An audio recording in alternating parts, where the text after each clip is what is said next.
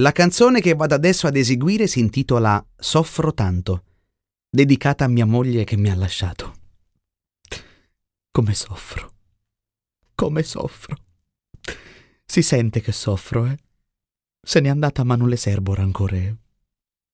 Zoccola. Lo so, non è bello parlare delle persone assenti, infatti adesso è fuori che sta lavorando, vicino a un fuoco.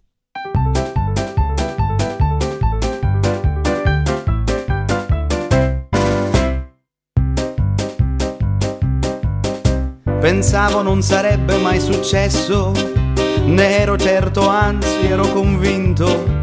Lei mi ha lasciato come un pesce lesso, scappando notte di con tal Giacinto. Mi chiedo se è normale quel che ha fatto. Io sono qui che soffro come un matto.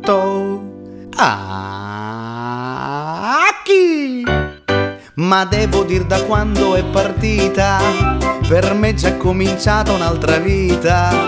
Benché tra piatti sporchi e biancheria io stavo raggiungendo la follia. Ma Viola lava e stira che è un sollazzo, e quando è a casa mia le si fa il mazzo. Se lo fa grosso il mazzo a pulire, la chiamano Mazzolindo. Come soffro, come soffro. Anche Viola soffre con l'apostrofo, S apostrofo offre. Come soffre. Soffre più di me? Soffre talmente tanto che va in giro con un vassoio. Lei crede che io soffra, ma vi dico, Giacinto io lo sento come amico. Ignaro non capisce, non lo vede, ha preso lei che è una palla al piede. Si crede intraprendente o forse astuto, ma è candidato a prossimo cornuto. Chi? Ma devo dir da quando se n'è andata, mi vedo assiduamente con Renata, una ragazza sola e riservata, perché un tal Giacinto l'ha lasciata. Lei sa che la capisco e si confessa, si sdraia sul sofà, che bella fessa.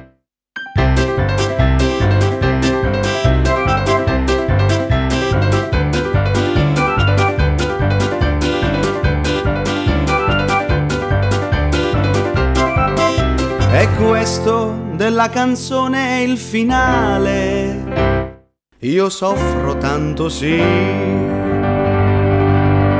come un maiale.